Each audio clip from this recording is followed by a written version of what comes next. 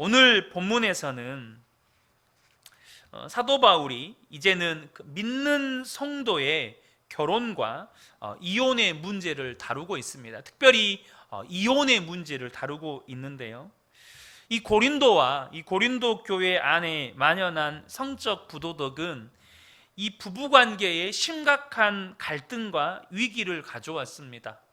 당연한 결과로 많은 부부들이 이제는 이혼 문제에 부딪히게 된 것이죠. 오늘날 가정을 이루어 살아가는 현실 부부들 사이에서 일어난 다양한 갈등과 위기 속에서 심각하게 대두되는 것이 이혼 문제입니다. 이제 이 세상은 이혼이라고 하는 것을 너무나도 당연하게 생각하고 있고, 이 이혼과 관련된 신조어들이 있죠.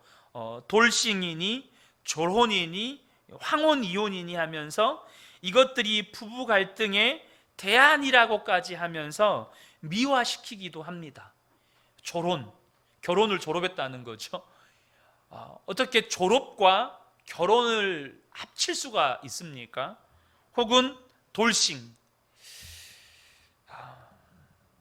그렇기 때문에 이 성경적인 성 정체성을 비롯해서 이성관, 결혼관, 또 가정관이 공격받고 무너져 가고 있는 이 시대에 이혼 문제에 대해서 우리 믿는 성도들이 더욱더 분명한 성경적인 관점을 가져야 한다는 것입니다. 특별히 고린도 교회 안에는 안 믿는 불신자 상태에서 결혼했다가 예수를 믿게 된 아내나 남편들이 있었습니다. 그러니까 이 경우에는 배우자가 예수님을 믿지 않는 상태이죠. 그 상태에서 믿는 배우자와 믿지 않는 배우자 사이에서 수많은 갈등이 야기되는 것입니다. 이런 상태에서 성경적인 결혼관이 확립되지 않고, 또 나아가서 신앙이 성숙되지 못한 상태에서 믿는 배우자가 믿지 않는 배우자가 신앙의 갈등을 겪다 보면 어떤 생각을 하겠습니까? 내가 이 결혼이라고 하는 책임만 없다면 훨씬 더 하나님을 잘 믿을 텐데, 내가 이 결혼이라고 하는 테두리만, 이 울타리만 없으면 내가 훨씬 더 신앙생활 제대로 할 수 있을 텐데, 이런 생각을 할 수 있지 않겠습니까?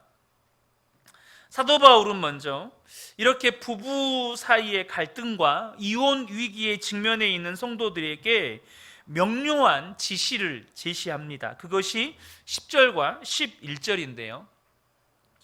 결혼한 자들에게 내가 명하노니 명하는 자는 내가 아니요 주시라. 여자는 남편에게서 갈라서지 말고 만일 갈라섰으면 그대로 지내든지 다시 그 남편과 화합하든지 하라. 남편도 아내를 버리지 말라. 이것은 사도 바울이 처음으로 선포한 메시지가 아니라 예수님께서 이미 선언하신, 예수님께서 이미 말씀하신 것을 인용한 말씀입니다. 마태복음 19장 4절에서 9절을 보면 결혼에 대하여서 예수님이 하신 말씀이 있습니다.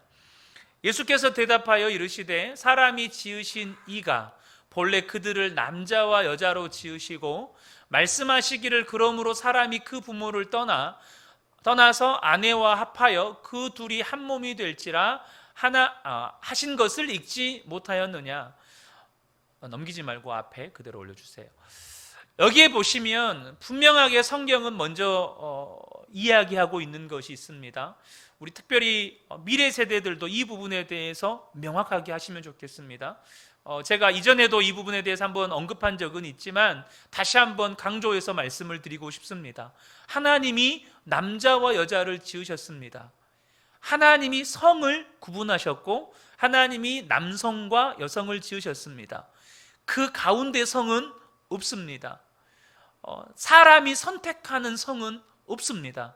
이것은 하나님의 절대적인 권한입니다. 하나님의 신적 권한이에요. 사람이 침범할 수 없습니다. 또 한 가지, 하나님이 남자와 여자가 결혼하게 하셨습니다.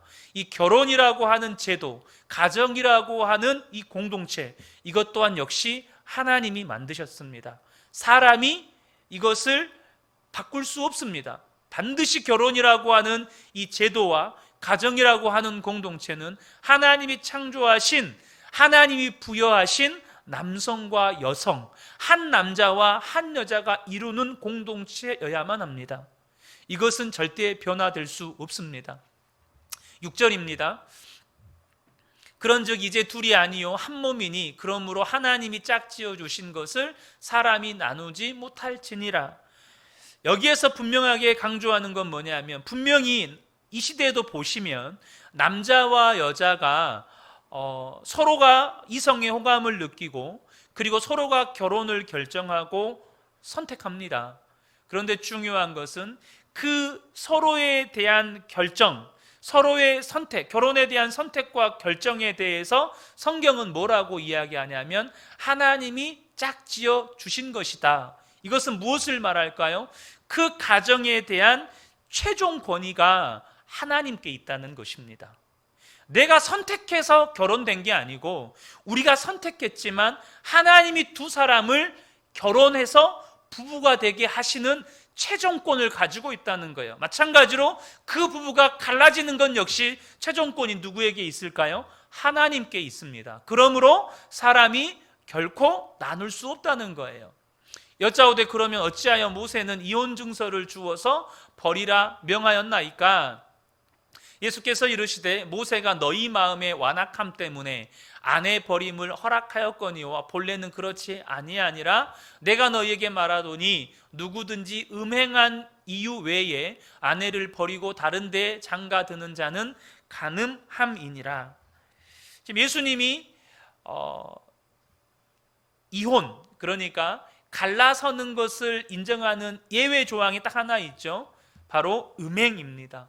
이 부부라고 하나님께서 짝지어 주신 이 공동체의 울타리를 벗어나서 음행을 저질렀을 경우에만 하나님께서 예수님께서 이혼을 허락하신다라고 말씀하십니다. 그런데 예수님께서 중요한 것은 결혼에 관하여 분명하게 말씀하고 있는 것, 이건 뭐죠? 여러분 잘 보셔야 돼요. 음행이 발생했을 경우에 예수님께서 이혼이라고 하는 것을 허용하는 예외 조항으로 두지만 앞서 말씀하신 게 뭐였습니까? 하나님이 짝지어 주신 것을 사람이 나누지 못한다. 그러면 이 상태에서 남자가 되었든 여자가 되었든 배우자 중에 한 사람이 음행을 저지른 행동은 뭘까요? 하나님이 짝지어 주신 것을 깨는 행위예요. 그러니까 하나님은 음행을 허락하신다, 허락하지 않으신다, 허락하지 않으신다. 기본적인 전제는 하나님께서 두 사람이 갈라서는 것을 허락하지 않으신다라는 것입니다. 그러므로 그리스도인 부부가 자신들이 결혼한 것이 잘못되었다고 생각할 수 있겠죠. 우리는 잘못된 만남이야. 우리는 정말 만나서는 안 될 사람들이야. 이렇게 생각할 수도 있겠죠. 그러나 그것은 1차적으로 하나님이 짝지어 주신 것을 부정하는 것입니다. 하나님의 권위를 부정하는 것이 되는 것이에요. 그리스도인 부부가 하나님을 신뢰하고 하나님의 권위를 인정한다면, 그리고 하나님께서 예수 그리스도 안에서 부부, 그렇게 위기, 그렇게 갈등과 어려움을 겪고 있는 그런 부부 관계마저도 새롭게 하실 수 있다는 것을 믿는다면 주님의 가르침을 받고 그 가르침을 부부 관계 가운데 계속해서 적용시켜 나가야 하는 것입니다. 여러분 믿으십니까? 이것이 중요하다는 것이에요. 그러나 사도 바울 역시 우리가 앞에서 읽었던 11절에 그리스도인 부부의 결혼 생활이 어쩔 수 없는 상황에 이를 수 있다는 것에 대해서 인정합니다. 11절에 뭐라고 되어 있죠? 만일 갈라섰으면, 그러니까 어쩔 수 없이 갈라서는 상황에 대해서 사도 바울도 인정한다는 거예요. 그런데 이런 상황에 대해서 우리가 어쩔 수 없이 갈라선 경우에 두 가지 행동을 고려할 수 있다고 이야기합니다. 첫 번째가 뭡니까? 그대로 지내라는 거예요. 계속 혼자 지내라는 것입니다. 그리고 두 번째는 다시 화합하는 것. 그 갈라선 배우자와 화해를 이루는 것. 이게 뭐죠? 용서할 수 없는 사람을 그리스도의 사랑으로 용서하는 하나님의 은혜가 그곳 가운데 임했다는 것이죠. 사도 바울은 둘 중 어느 경우라도 축복해 주고 있습니다. 그러니까 계속해서 혼자 지내라는 것은 불가피한 상황을 현실적으로 인정하는 것이에요. 그러니까 예를 들어서 어떤 배우자가 됐든지 간에 그 배우자가 함께하는 것이 예를 들면 생명의 위협을 느낀다든지 신체적인 위해, 생명의 위해를 느낀다든지 아니면 이루 말할 수 없는 학대를 당하는 것이라든지 이런 상황에 처했을 때에 불가피한 상황인 거죠. 함께 있는 것이 살해 위협을 느낀다거나 어떤 생명의 위협을 느낀다거나 감당할 수 없는, 내 힘으로 감당할 수 없는 그런 정신적인 상처와 아픔을 직면하게 됐을 때 그건 불가피한 상황인 거죠. 그리고 후자의 경우 다시 합치는 것, 이것은 뭡니까? 그리스도의 사랑이 그 두 사람 관계 가운데 온전히 역사하는 것을 의미하는 것입니다. 그리고 사도 바울은 또 다른 경우에 이혼에 관해서 언급합니다. 이 경우는 불신자와 불신자 상태에서 결혼을 했어요. 근데 그 배우자 중에 한 사람이 회심을 해서 그리스도인이 되었어요. 그 상황에서 이혼의 문제입니다. 고린도전서 7장 12절과 13절입니다. 그 나머지 사람들에게 내가 말하노니 이는 주의 명령이 아니라 만일 어떤 형제에게 믿지 아니하는 아내가 있어 남편과 함께 살기를 좋아하거든 그를 버리지 말며 어떤 여자에게 믿지 아니하는 남편이 있어 아내와 함께 살기를 좋아하거든 그 남편을 버리지 말라. 그러니까 안 믿는 상태에서 결혼한 이 부부가 한 사람이 회심을 해서 믿는 성도가 된 거죠. 그런데 그때 이 두 부부 사이에는 정말 이루 말할 수 없는 긴장과 갈등이 존재하게 됩니다. 믿는 배우자는 이제 새로운 피조물이 되었습니다. 새로운 삶의 방식을 발견하게 된 거예요. 이전에 없었던 예배 생활, 기도 생활, 또 봉사 생활, 새로운 삶의 기준, 새로운 삶의 우선순위, 새로운 마음의 소원들에 이제 헌신하기 시작합니다. 그런데 이러한 새로운 피조물로서의 삶은 엄청나게 많은 삶의 조정들이 필요한데 그렇게 될 경우에 믿지 않는 배우자와 무수히 많은 갈등들을 겪게 됩니다. 당장 남편은 혹은 아내는 주일에 이 믿는 남편과 놀러 가고 싶은데 믿는 남편 혹은 믿는 아내는 주일에 예배드리러 갑니다. 어떻습니까? 아니 이 지금 믿는 배우자가 내가 벌어온 돈을 헌금해 버려요. 또 내 자녀들을 신앙교육을 시키기 시작해요. 심지어 나한테 전도도 해요. 같이 예배드리자고 예수 믿자고 막 권해요. 그 집이 대대로 이렇게 제사를 지내는 그런 유교 집안이었다면 갑자기 이놈의 며느리가 혹은 이놈의 아들놈이 제사를 안 지내는 거예요. 이런 일들이 발생을 하게 되죠. 특별히 안 믿는 배우자의 경우에 이 믿는 배우자가 자기보다 예수님을 더 사랑한대요. 자기 자식들보다 예수님을 더 사랑한대요. 교회와 성도들을 막 사랑한다고 이야기를 하죠. 굉장히 불쾌감을 느낄 수 있는 부분입니다. 제가 어렸을 적에 시골 고향에서 교회에 다닐 때 시골 교회에 1년에 한 번씩 담임 목사님이 대신방이 있었습니다. 그때 믿는 어머니는 믿지 않는 아버지와 함께 담임 목사님의 신방을 받기를 원하셨죠. 근데 이 담임 목사님이 이제 그 구역 우리 이제 권사님 집사님들과 함께 대신방을 집으로 오시는 그 찰나에 저희 아버지는 목사님 얼굴도 안 마주치고 그냥 대문을 쾅 닫고 나가버리셨어요. 온갖 불쾌감을 표현하신 거죠. 그때 제 기억에 어머니가 눈물로 신방 예배를 드렸던 기억이 납니다. 이런 상황에서 사도 바울은 이혼 문제에 관해서 뭐라고 말하고 있느냐는 거죠.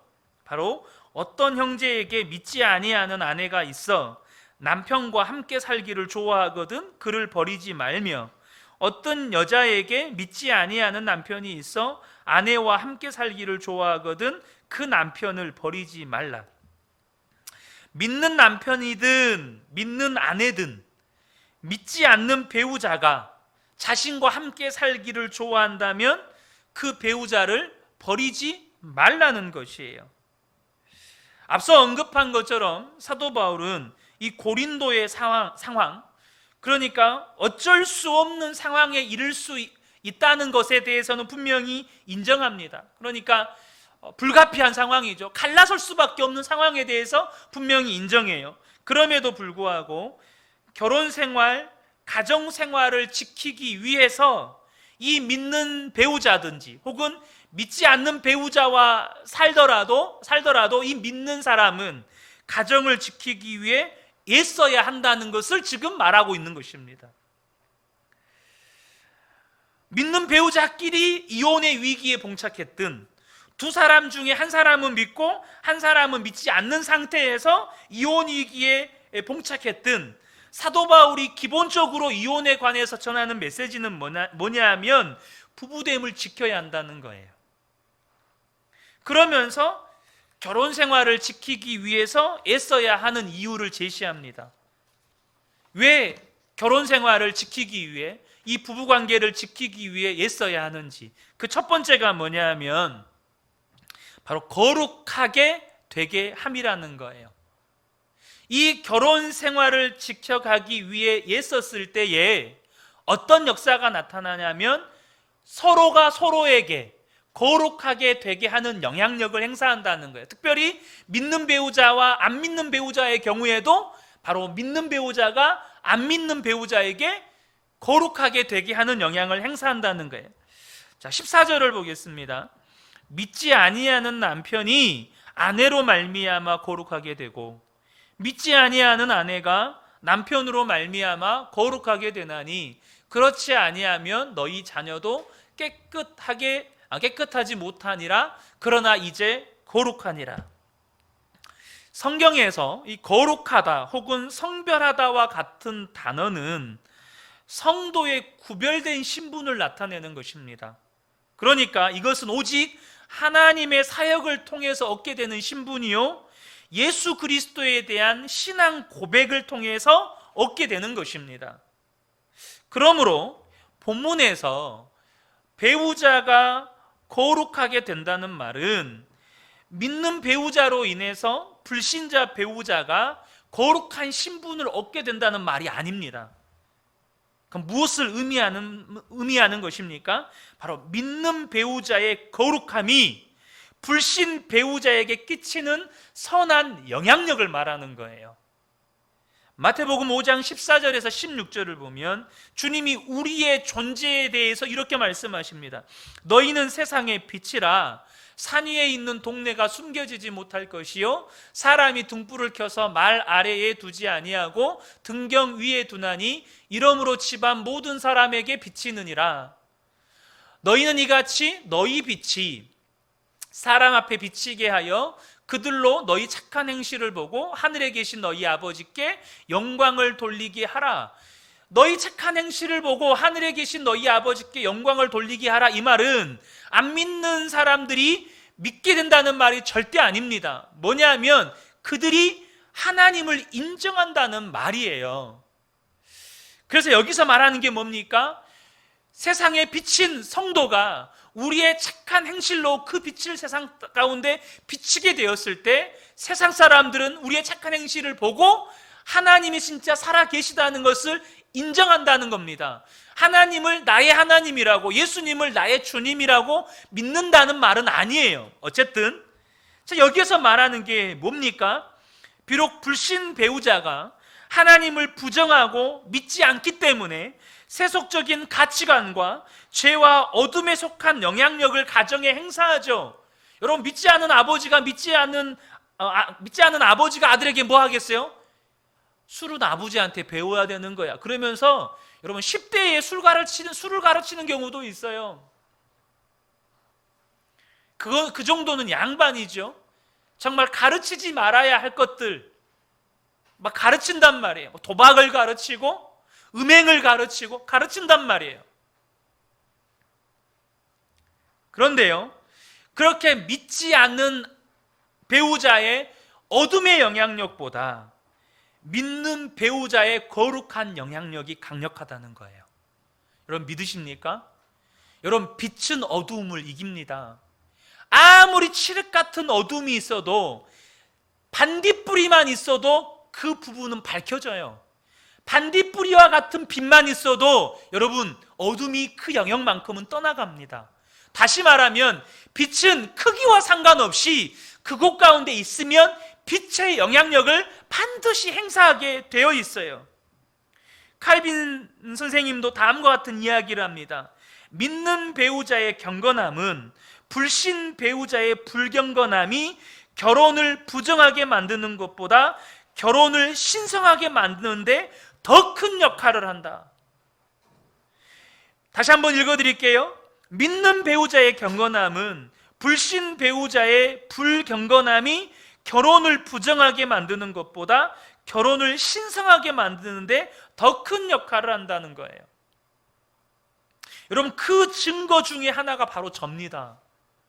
여러분 믿지 않는 저희 아버지의 불경건함, 알코올 중독, 가정폭력, 게으름, 무책임함, 이루 말할 수 없죠. 제가 어렸을 때 봤던 아버지의 모습은 항상 술에 취해 계셨어요. 술에만 취해서 조용히 주무시면 양반인데 술에 취해서 집에 들어오자마자 저희들에게 처음으로 내뱉는 말, 가서 몽둥이 가져와. 저희는 왜 맞는지 모르고 맞았어요. 그냥 맞았어요. 그리고 정말 무책임하고 게으르시고.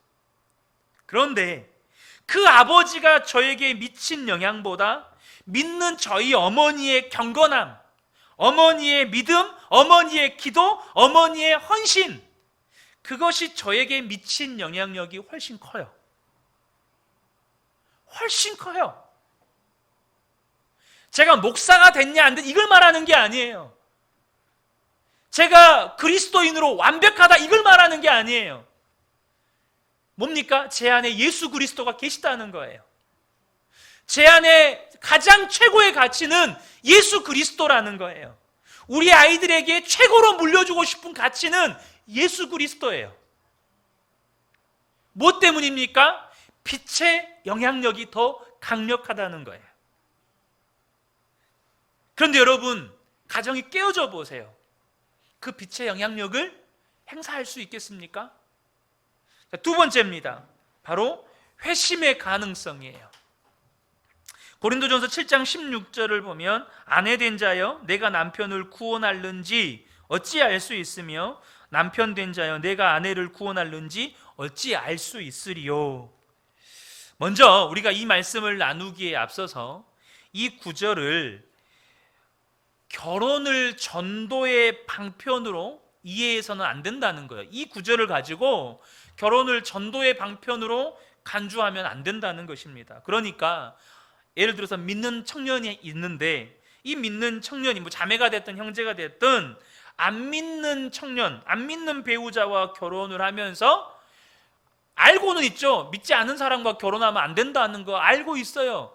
여러분 믿지 않는 배우자와 결혼하면 안 되는 정도가 아니라 믿지 않는 자와 사귀어서도 안 되는 거예요. 우리 미래 세대들 잘 알고 계셔야 돼요. 믿지 않는 자와 사귀어도 안 되는 거예요. 자, 근데 지금 이 구절을 예를 들면서 사도 바울도 믿는 배우자가 믿지 않는 배우자를 구원받게 할 줄을 어떻게 아느냐고 말했지 않느냐. 너의 믿음 때문에 믿지 않는 사람이 구원받을 줄 어떻게 알겠느냐라고 말했지 않느냐. 그러니까 결혼해서 전도하면 되지 않느냐고 주장할 수 있어요. 근데 그렇게 해서는 안 된다는 거예요. 왜 그렇죠? 이 말씀이 나온 의도를 정확하게 아셔야 돼요. 이 구절이 기록된 의도를 정확히 아셔야 돼요. 뭐죠? 앞서도 말씀드렸지만 이 고린도라고 하는 도시의 특수성 때문에 다 성적으로 부도덕하고 타락했는데 복음의 씨앗이 뿌려져서 안 믿는 상태에서 결혼을 했다가 그 두 사람 중에 한 사람이 예수를 믿은 거예요. 그러니까 이미 결혼한 후에 예수를 믿었고 나는 믿는데 내 배우자, 내 남편 혹 내 아내는 안 믿는 거예요. 그 상태에서 이혼 위기에 직면한 거예요. 잘 아셔야 돼요. 그러니까 사도 바울이 무슨 의도를 가지고 이 말씀을 기록했는지를 아셔야 돼요. 그러니까 이것은 안 믿는 상태에서 내가 지금 결혼을 하지 않는 상태에서 불신자 참 괜찮은데, 예수 안 믿는 것 빼면 참 괜찮은데, 그래서 내가 정말 결혼하고 싶은데, 이것을 정당화하는 말씀으로 쓰면 안 된다는 겁니다. 자, 그런데 여기에서 사도 바울이 분명하게 전하는 메시지가 뭡니까? 지금 부부 사이에서 시련이 있죠. 믿는 사람과 안 믿는 사람이 지금 살고 있으니까. 또 그 시련의 시간이 너무 길어요. 그럼에도 불구하고 배우자의 회심의 기적이 가족을 그리스도 안에서 참된 하나됨으로 만들 것이라는 가능성, 그 기대를 마음에 품으라는 거예요. 무슨 말인지 아시겠습니까? 내가 결혼하고 예수 믿었어요. 그것 때문에 남편과 혹은 아내와 끊임없이 싸우고 갈등해요. 그러나 그 상황 가운데에서 내 아내가, 내 남편이 예수를 믿어서 우리가 그리스도 안에서 하나 될 것이다, 하나 될 수 있을 것이다 라는 기대와 소망을 품으라는 말입니다. 실제로 우리의 삶 가운데 이런 일이 일어나고 있잖아요.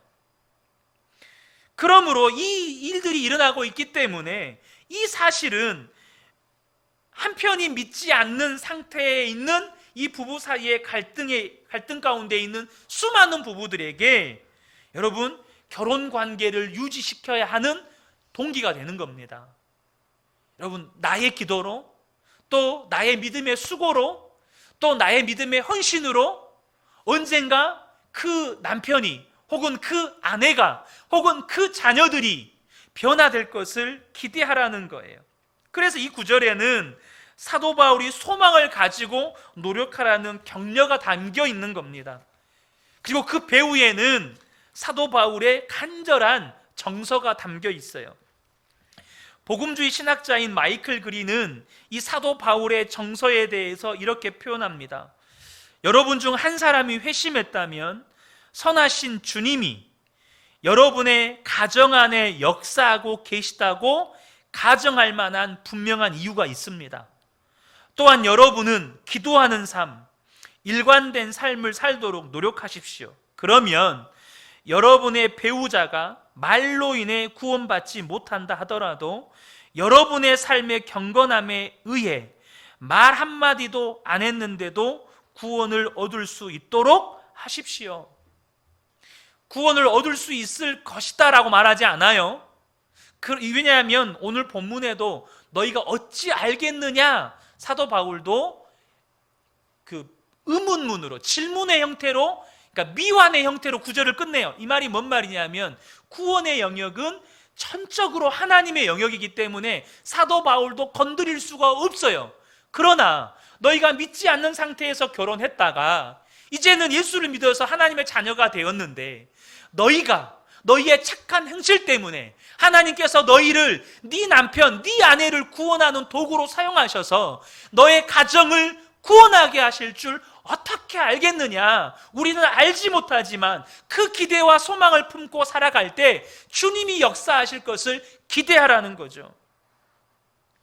저는요, 저희 아버지가 비록 부끄러운 구원을 받았지만 돌아가시기 전에 예수님을 영접하고 돌아가신 이야기를 똑똑하게 기억하고 있습니다. 저는 늘 기억해요. 저희 아버지가 술 드시고 들어오실 때마다 찬송가를 개사해서 부르시는데 그 찬송가를 개사해서 부르시는 그 모든 가사는 교회와 예수님을 욕하는 것이었어요. 그만큼 교회를 비난하고 비판하셨던 분이셨어요. 그런데 그런 아버지께서 돌아가시기 전에 예수님을 영접하셔요. 예수님을 나의 주 나의 하나님으로 영접하세요. 뭡니까? 여러분, 하나님이 구원하실 줄 어떻게 알겠습니까? 하나님께서 그 아내, 그 남편, 그 자녀들을 구원하실 줄 어떻게 알겠어요? 우리에게는, 우리 가정에는 여전히 회심의 가능성이 남아있는 거예요. 그래서 사도 바울은 부부관계를 지키기 위해서 예스라고 권면하는 겁니다. 마지막으로 결혼의 신성함입니다. 15절을 보면 혹 믿지 아니하는 자가 갈리거든 갈리게 하라. 형제나 자매나 이런 일에 구애될 것이 없느니라. 그러나 하나님은 화평 중에 너희를 부르셨느니라. 앞서도 말씀드렸지만 결혼은 나의 의지나 나의 선택 때문에 되어진 것이 아닙니다. 분명한 것은 내가 배우자와 결혼하기로 선택하고 결정했다 할지라도 하나님이 짝지어 주신 것이고, 본문에서는 그것을 하나님이 부르셨다라고 언급하고 있습니다. 바로 화평 중에 너희를 부르셨느니라 라고 하는 이 말은 믿지 않는 배우자건 혹은 믿는 배우자라고 할지라도 끊임없는 갈등과 이런 분쟁 가운데 있다 할지라도 너희를 화평을 위해서 부르셨기 때문에 그 부르심대로 배우자와의 관계 속에서 지속적으로 화평을 유지하기 위해 힘써야 하는 삶으로 우리가 부름을 받았다는 것입니다. 우리가 고린도전서를 나누면서요, 정말 중요하게 다루는 것이 이 하나님의 부르심. 이 하나님의 부르심. 우리가 지난 2주간에 걸쳐서는 육체로도 하나님의 영광을 나타낼 자로 우리는 부르심을 받은 사람들이에요. 그러니까 하나님이 우리 성도 한 사람 한 사람을 부르셨을 때는 그 부르심의 본질적인 특성이 매일매일 바로 평강으로 초대하셨다는 거예요. 우리가 누군가와 합평을 이루는 자로 하나님 우리를 부르셨다는 거예요. 근데 여러분, 이 평강으로의 부르심이 단순히 말싸움이 없고 분쟁이 없는 게 아닙니다. 뭡니까? 모든 관계의 온전한 치유, 모든 관계의 온전한 회복을 포함하는 거예요. 우리는 거기로 부르심을 받았다는 것이에요. 그러나 비극적이게도 그리스도 안에서 누리는 이 평강을 결코 실현할 수 없는 분명히 힘든 관계들이 있습니다. 그래서 오늘 본문의 15절 상반절에 보면 믿지 않는 배우자가 갈리거든 갈리게 하라. 믿지 않는 배우자가 계속해서 이혼을 요구하면 그냥 이혼 증서에 도장 찍어줘라 이겁니다. 거기에 구애받지 않아도 된다는 거예요. 내가 가정 지켜야 되는데, 내가 정말로 이 가정 지켜야 되는데. 제가 최근에 소망의 기도, 몇 주 전에 소망의 기도할 때 모르겠어요. 이런 상황이었던 것 같아요. 한 청취자께서 이혼을 요구하는 배우자, 근데 이분은 가정을 지키고 싶은데 자녀들도 있는데 기도 부탁을 요청한 거예요. 우리 안에 그런 마음이 있잖아요. 주님의 말씀이 부부의 관계를 지키라고 말씀하시는데, 하나님이 짝지어 주신 것을 나누지 못한다 말씀하시는데 부담감이 있잖아요. 무엇보다도 그것으로 말미암아 상처받을 자녀들, 또 감당해야 될 아픔들 있잖아요. 근데 믿지 않는 자가 그렇게 이혼을 요구하면 구속받지 말고 거기에 매여 살지 말고 도장 찍어주라는 거예요. 그러나 기억하셔야 돼요. 믿는 성도의 이혼은 언제나 수동적이어야 돼요. 불가피한 상황, 정말 도저히 어쩔 수 없는 상황이어야 돼요. 내가 적극적으로 이혼해, 이게 아니라 불가피한 상황에서 수동적이어야 한다는 거예요. 분명한 것은, 지금까지 우리가 계속해서 나누었던 것은 결혼은 하나님이 짝지어 주신 것이고, 또한 우리는 화평을 위하여 부름 받았다는 것이고, 그러므로 말미암아 결혼은 신성한 것이에요. 왜죠? 우리가 부르심을 받은 현장이니까, 우리의 사명의 현장이니까, 주님이 우리를 통해서 일하시는 현장이니까. 말씀을 정리하겠습니다. 어떤 부분에 대해서 혼란스럽고 혼동스럽고, 사실 저도 오늘 본문의 말씀을 준비하는데 또 학자들에 따라서 이 본문에 사도 바울의 개인적인 권면, 그러니까 우리가 앞에서도 읽었지만 이것은 내 말이 아니고 주님이 하시는 말씀이다라고 표현하는 부분이 있었고, 또 12절 보면 이는 주의 명령이 아니다라고 하는 부분도 있고, 그러니까 이 부분에 대해서 다양한 어떤 그 해석의 그 여지들이 막 있는 부분들이 있습니다. 그런 부분들을 배제했습니다. 중요한 건 기본적으로 하나님께서 이 이혼 문제에 대해서 뭐라고 말씀하시고, 사도 바울은 그 부분에 대해서 우리가 왜 주님이 말씀하신 것처럼 부부관계를 지키기 위해 애써야 하는지, 우리가 부부관계를 지켜갈 때 빛이 이 거룩함의 영향력을 행사하게 되어지고, 또한 부부관계를 유지하게 될 때 배우자나 자녀들이나 회심의 가능성, 그들이 구원받을지를 어떻게 알겠느냐는 거예요. 더 나아가서 우리를 부르신, 평강으로 부르신 그 사명의 자리, 이 결혼은 주님이 만든 제도요, 주님이 우리를 부르신 사명의 자리인 신성한 여러분 제도요, 공동체라는 거예요. 저는 우리 근혜교회 성도님들이 다시 한번 이 성적인 부도덕과 타락으로 말미암아 공격받고 있는 성경적인 결혼관, 성경적인 가정관, 성경적인 부부관계 얼마나 위협받습니까? 이때일수록 우리가 성경적인 여러분 이 결혼관, 부부관계를 확립하셔야 돼요. 성 정체성을 확립하셔야 돼요. 우리 자녀들이 그렇게 하셔야 합니다. 저는 오늘 이 밤에 함께 예배한 우리 모든 성도님들이 다시 한번 이 말씀들을 통해서 부부관계 안에 하나님의 은혜가 임할 것들을 기대하고 소망하시기를 예수 그리스도 이름으로 축복합니다. 아멘.